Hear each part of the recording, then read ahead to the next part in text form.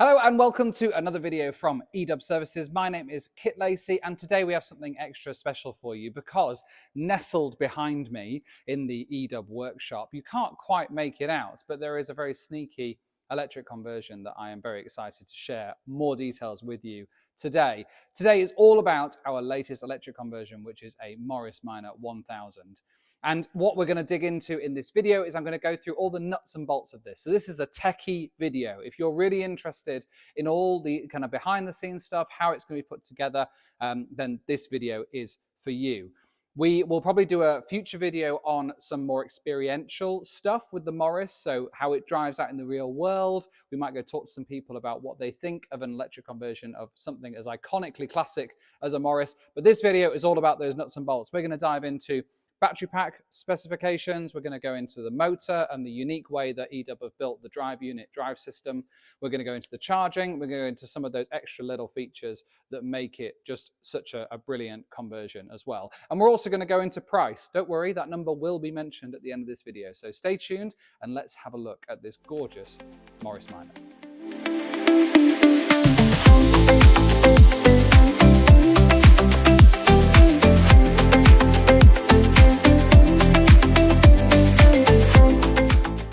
That. We'll look at that in a future video.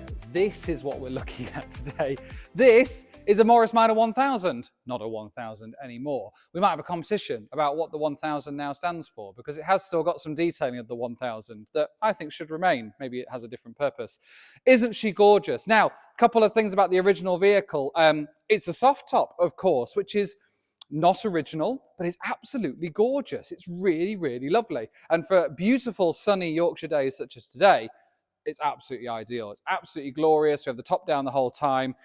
My kids love it, I'll be honest. They've only just learnt what a convertible is, and this is what they learnt about a convertible from, was a Morris Minor 1000.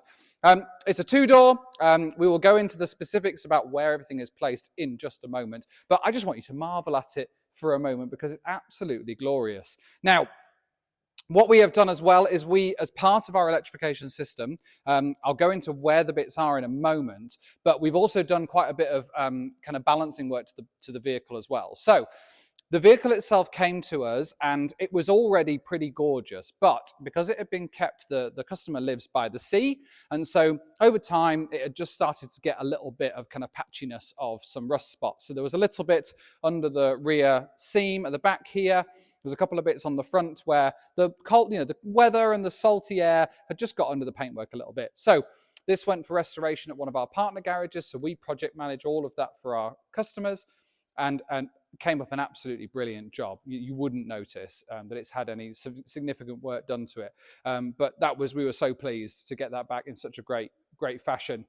And then on top of that, we've also put a few extra bits into it. So we've got LED lighting built into the bulbs here. So the actual lenses are identical, but the bulbs themselves are now LEDs. And they are soft white LEDs, which we think is incredibly important because you kind of don't want to notice that there's something modern about this. You want to look at it and see that it looks gorgeous.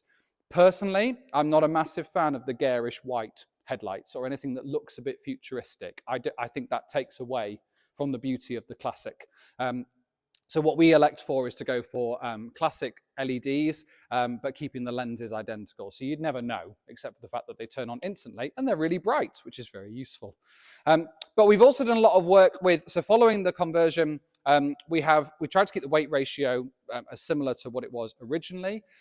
So all the batteries are in the front in this conversion where the engine used to be, and then there was some balancing work on the front and rear wheels to get it to sit really, really nicely. And when we've had people driving the vehicle, they've really appreciated the kind of levelness of it and the smoothness of the drive. And you don't want anything kind of classic to take away from what's been done to the vehicle.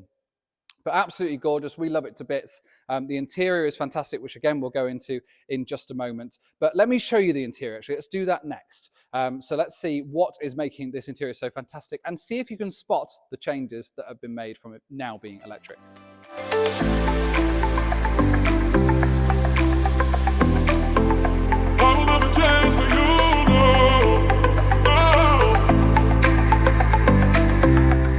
So I have have to say, of all the interiors we've ever experienced, and we've done a fair few in camper vans, and that's also something that's almost quite unusual with this vehicle. It's kind of a pro and a con some level, because the only job this interior needs to do is make you feel good while you're driving, which I know sounds really obvious, but when you spend most of your working life converting camper vans, then you've got that to deal with, but also the entire camping experience as well. So it's really fun to be actually thinking about a vehicle for what's its driving use like, and that's it. And that's been really nice to focus on. But this interior is absolutely gorgeous. Now, we haven't done anything in terms of the upholstery and the coverings of the seats in this vehicle. That's all been taken care of previously to coming to us, and it's done an absolutely fantastic job. But let's play a quick game of Spot the Difference. So, first things first, there's no gear stick. Let's start there. So, I'll go into the details a little bit like this in the future about what we've done under there. But originally, your gearbox would have sat underneath the center console here, and your gear stick would have stuck up in the middle. This particular conversion has not just an electric motor that's driving the rear wheels, but a new electric or a new gearbox as well.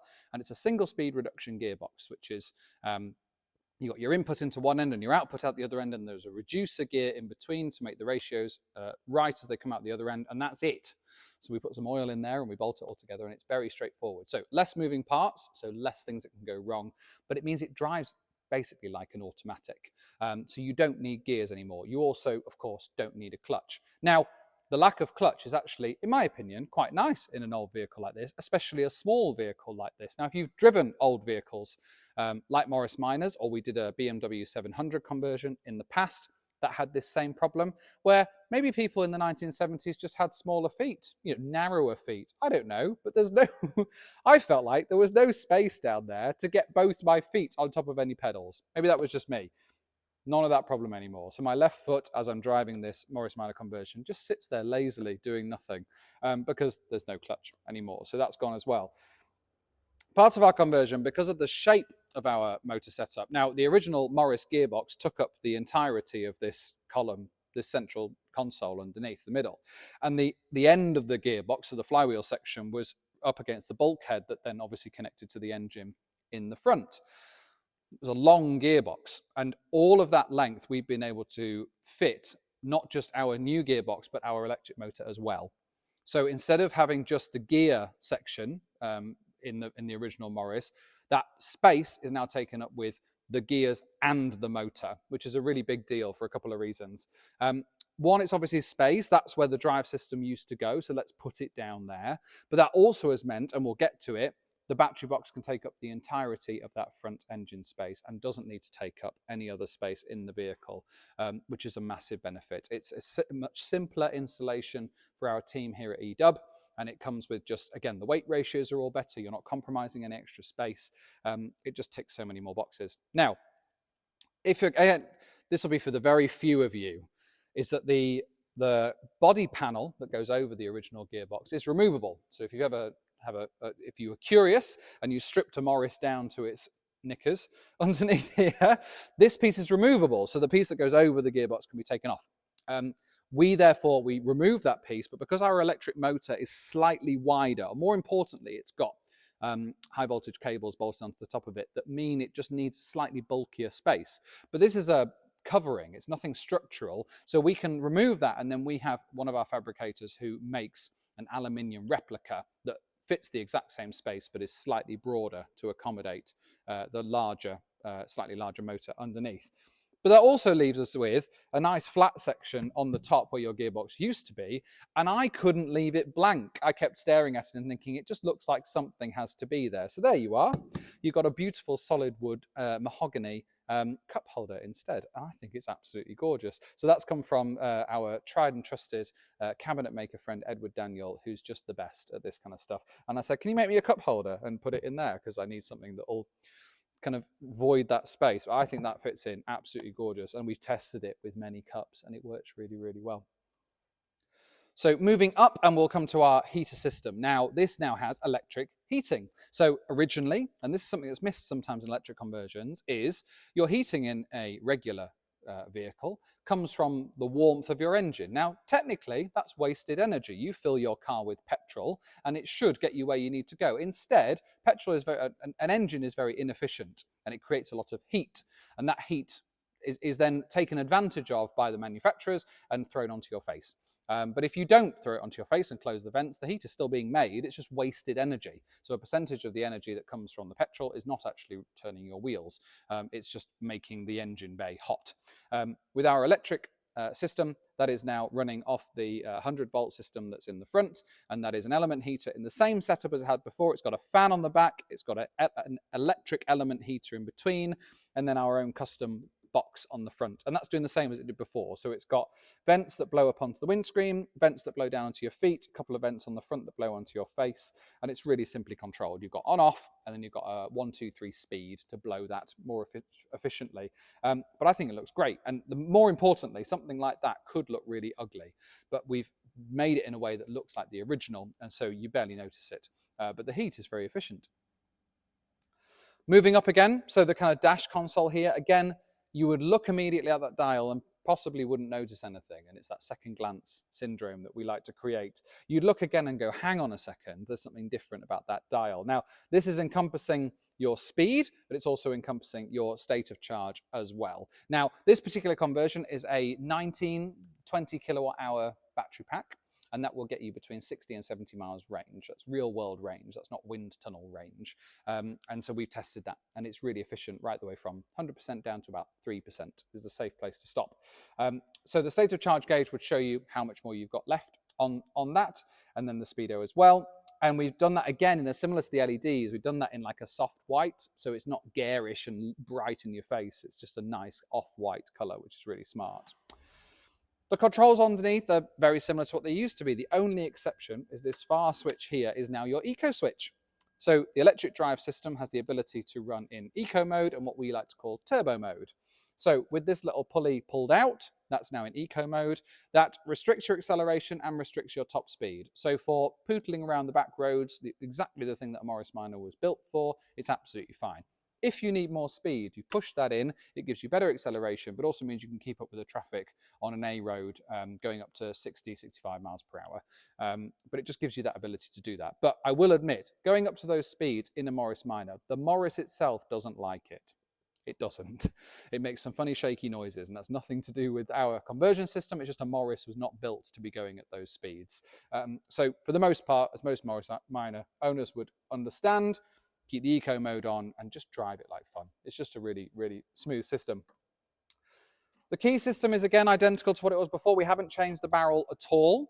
The slight difference is you turn the key to turn the system on, and then you would spring the key as if you were starting the engine, but instead what that's doing is telling the vehicle that you actually want to drive and not just turn the system on, because you can just turn it on and use the heaters, things like that, but the spring engages the motor to tell the system that you're starting to drive. The gear selector I'll go into in just a moment, but it's all on the original keys and it's really straightforward. And again, it saves us having to manufacture anything new. And I don't love the kind of, big glow up start button that, some people might put into a classic. I think this works much, much nicer. Steering is all original, horns all original, glove boxes are all original, untouched, unchanged. The shelf is all the same as it was before. The brake actually has brake booster built into it, so we can add a brake booster system on that gives you additional power when braking. But also, because the nature of the motor is that it's a single speed reduction motor, you can have much higher regenerative braking programmed into the gearbox. So, if you've been on this channel before, you'll be familiar with Indy, which is our bright green camper. Now, Indy is a motor connected to an original gearbox. The advantages of that method is that it's cheaper. It's much cheaper to do that method of conversion because you're keeping a lot of the original vehicle in place. You're not having to change any of the structure of the mechanics to the gearbox end. The downsides is that you're relying on the gearbox to take the torque of an electric motor through it to the wheels, which it was never designed to do. And I speak from experience. Indy is on her third gearbox. We've had her 3 years. We've had her 10 years. She's on her third gearbox. Just to give you an idea of how long these last. So the gearbox method is not advisable, in my opinion, or in eDub's opinion. The other downside is because you are frequently changing gears, is you can't have the regenerative braking too strong. Otherwise, as soon as you come off the throttle, the regen can turn up a bit too fast as you're changing gear. Yes, you can have clutch switches, but if they don't quite engage at the right time, then you can have gears powering against each other and it's not that smooth. So the easy way to fix that is you just have your regen quite light. But by having a single speed reduction gearbox in this conversion, we can have the regen braking quite strong, which means 90% of the time you are driving with one pedal. You are powering with the throttle and then coming off the throttle to use the top part of the pedal as you're braking. And it's brilliant. It's really smooth. And it means, again, you're not dodging around from pedals. You feel fully in control. The only reason you need that physical brake is right at the very end of the process. And that, again, gives you longer lasting brakes. So your brake pads, your drums are going to last longer because they're not being used as severely as often. So they're not wearing down as much. So all those things about, the brake pads wearing down, that's particulates, that's not happening as frequently in an eDub conversion of a Morris Minor. So that driving experience is really straightforward. Final thing to mention in the cab is our gear selector system on the far side. That's very basic: drive, neutral, and reverse. But what we've built into our systems, and we've learnt this over the last decade, nearly 12 years this year, of converting vehicles to electric, is it's not just about making the vehicle drive, it's about making the vehicle safe. And that seems very obvious. But sometimes, especially in an emerging industry like electric conversions of classic cars, the safety of something can't massively be highlighted until you've done something quite a few times, or you start to see a trend in something and you go, hang on, there's something we can do to this area of the system to make it safer for things moving forwards. And speaking from experience, the only way to do that is to spend over a decade converting vehicles to electric, like eDub has been doing. What that means to the end user is we have a ton of safety systems that are going on inside the conversion system, and we will look more into that when I go into the bonnet. But over on the far side of the steering wheel, you have your drive and reverse, and they are lights that have come on. Now, those lights are to show you where they are, so you can see if you're driving in the dark, you can see where the gear selector is. But they are a really great signal that tell you if you are able to drive. And that works. It's like the end result of tons of safety systems that are going on inside the conversion system. So if anything was not right, those lights would not come on, giving you a visual indication that the system will not let you drive. It's not that you shouldn't drive, it won't let you drive, and you can see why. You can see that the system is not just, I've forgotten to press the pedal, no, it's turned off for a reason. Now, that could be as basic as you've left the charging cable plugged in. So part of the regulations from converting vehicles to electric, this is a global standard, strangely not quite in the UK, but it is across the world, which is what we build our conversions to. If you are still plugged in, then you shouldn't be able to drive. So we build that in as well. So it could be that simple, is that you turn on the system, the lights don't come on, and you go, why is that? And it's because you're still plugged in. So physically unplugging the cable overcomes that problem. But it could also be something a lot more severe. So if there's problems with temperature or voltages within the battery pack, the system will turn off those lights. And it's a really safe way of telling the customer that something is wrong and that they need to get in touch with us to figure out what that problem is and how to move forwards. So that's the cab. So what we'll do now is I am going to move to the back of the vehicle. I'm sorry, I will get to the front, the exciting bit in a moment, but I'm just going to quickly tick off some of the bits in the rear of the vehicle so you've got an understanding of what's missing, and then you can fill in the final blanks from the front. So let's take a look at the rear. I'm going to be really brief back here because there's not tons to show you. But it's also just to, like I say, cover the bases of what is here and what's not here. So original boot. We supply charging cables with all of our conversions, so that's what's included here as well. Now, the original petrol tank used to sit under the rear here. So the spare tyre was on this bottom shelf, and then the petrol tank was suspended underneath. So we have repurposed that space with the charger. So we built a custom plate that sits in that gap. So again, not modifying anything of the vehicle at all. There were just holes where the petrol tank used to sit and used to be fastened on. That's now been replaced with our own painted metal plate that has the charger suspended from it. And then the charging port. So this has got a little bit of modifications to the body of the vehicle. So originally this was a little spout with a chrome cap on the end of it, and now is this absolutely gorgeous chrome Type 2 charging socket instead. Now, this is capable of roughly 4.5 kilowatt speed charging. That means you top up in about 5 hours. So it's done for that kind of destination charging, overnight charging, and it works absolutely perfectly. But it's really straightforward. And the main thing that I'm really impressed with is that we haven't had to do a system where, either based on the battery pack size or any other compromises, we haven't had to take up anything in the rear here. This is still fully the original boot. Everything is the same. So nothing in here has to be compromised from the actual usability or familiarity of the vehicle for the customer, which I think is absolutely brilliant. Again, you've got your LED lights that are built into there. Nothing much has changed. I mean, we've just got bundles of stuff to give back to the customer, like gear sticks. But other than that, I'm really impressed with how things turned out back here. So let's look at the bits that you're all excited to see and look in the bonnet. So the moment you've all been waiting for, let's take a look at the main work that we've done here at eDub Conversions under the bonnets. The latch is the same, and there we have it.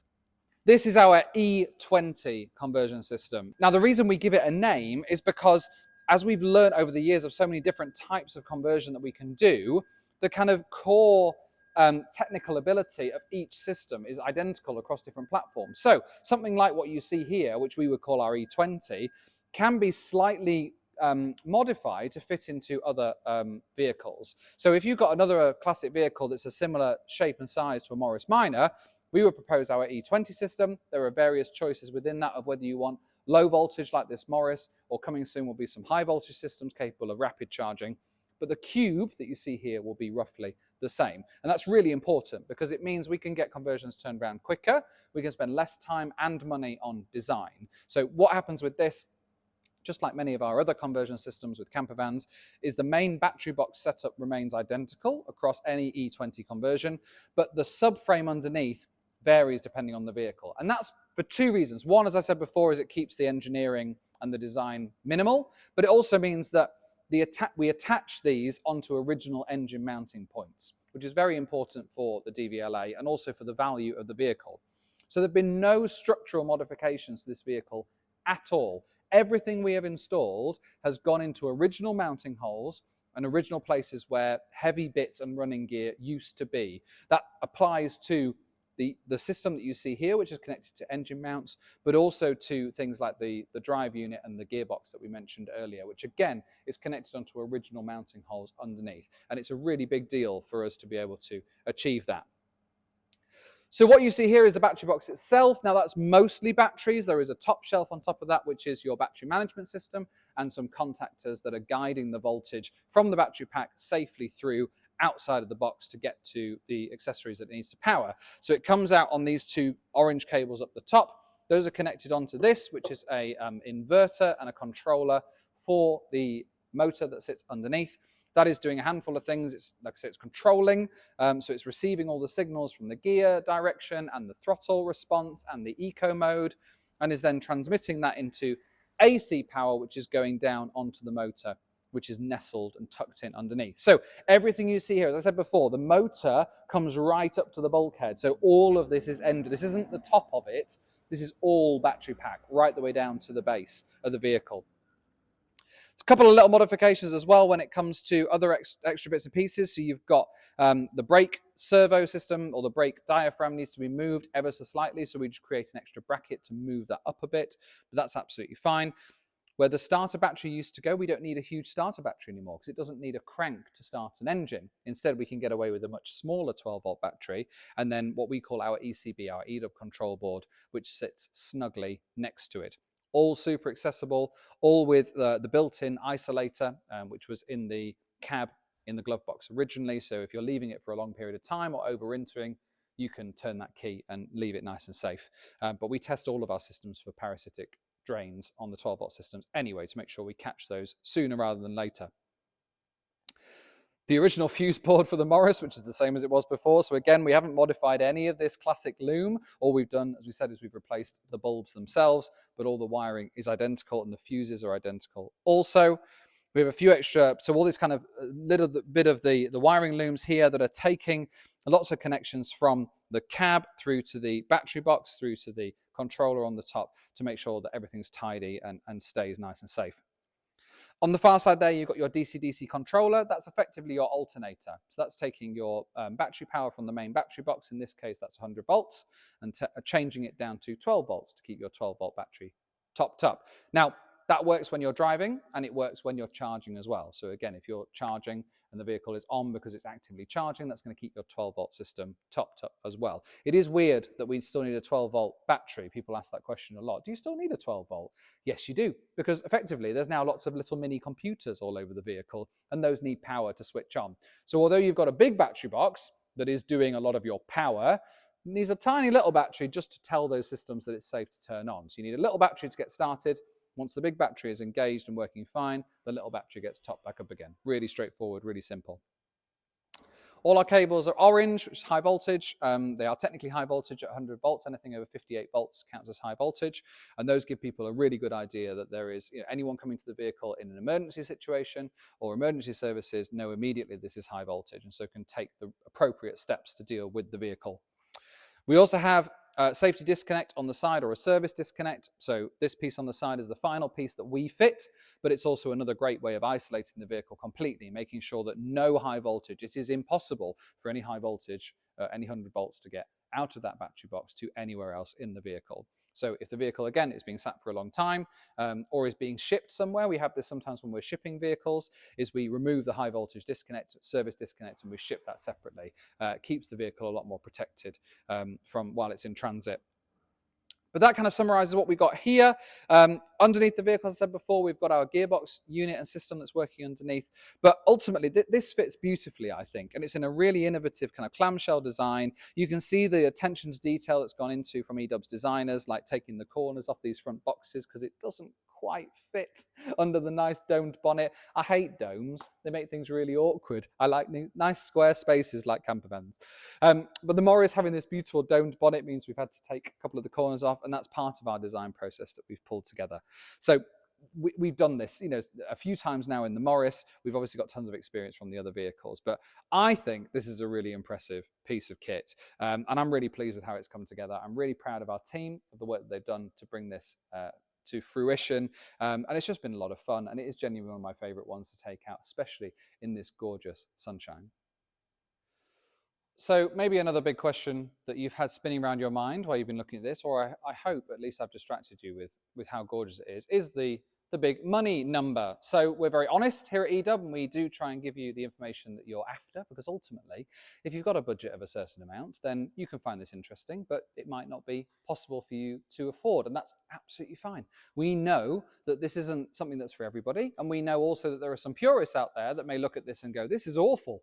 But at the same time, what we really hope is you're able to see is that it's a really good version of an electric conversion for the right person. The cost of this conversion, excluding any restoration work, comes to £45,000. That gives you everything that we've seen in this video. So, and like I said, that's a kit version in terms of that we've got it all worked out now. So there's very minimal design that will go into any future conversions. So if you're a Morris Minor enthusiast, maybe you've got a Morris Minor that you're considering converting to electric, then that's the number that you need to have in your mind of £45,000.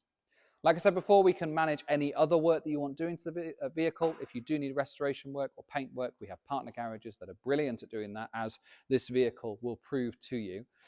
But we're trying to be really honest with this. There are plenty of other companies out there that would wait for you to have many, many conversations with them before they gave you the money number. We also know we're very competitive. We're a reasonably small business for the scale of things. We don't have a ton of external investment driving our prices up, and we don't have a ton of design time or high labor hours that would make the cost unattainable for a lot of people. So with all that considered, I hope you'll agree this is just a really great vehicle. It's been beautifully restored. We obviously think the conversion is really great quality, is really attainable price as well. Coming soon on this channel, we are going to have an enthusiasts Morris Miners group coming to pay us a visit, and I'm a little bit worried about it. They are going to come and give us their really honest opinion. And if you're from Yorkshire, or if you've met Yorkshire folk, they don't think they're going to mince their words about it. So stay tuned to the channel to have a look at how that goes. But I hope you'll agree that this is a pretty stellar Morris Minor electric conversion.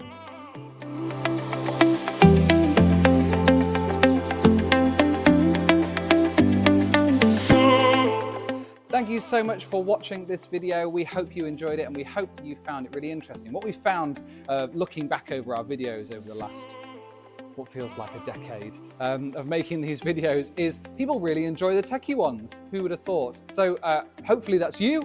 Then please leave us a like below the video, and why not subscribe to see more videos like this coming very, very soon. There's loads of stuff coming through the pipework. We'll be having more camper van videos and also Porsche 911 videos coming soon as well from our sister company, Electric Classic Porsche. But once again, thank you for watching this video. If you need any more information on the work that we do here at eDub Conversions, then head to edubconversions.co.uk, and there is tons of information on there. We've got our learning centre full of FAQs and videos and frequently asked questions to give you the answers that you need, whether you're close to thinking about an electric conversion or maybe just curious about what goes on. Head to the learning centre on our website and check out some of those FAQs. And of course, drop us an email if you want any more information. The way that we talk to new people who are interested in the work that we do is we normally arrange a kind of video call so that they can have a guided tour of our premises. So get in touch if that might be you. Thanks once again for watching, and we'll see you in the next one.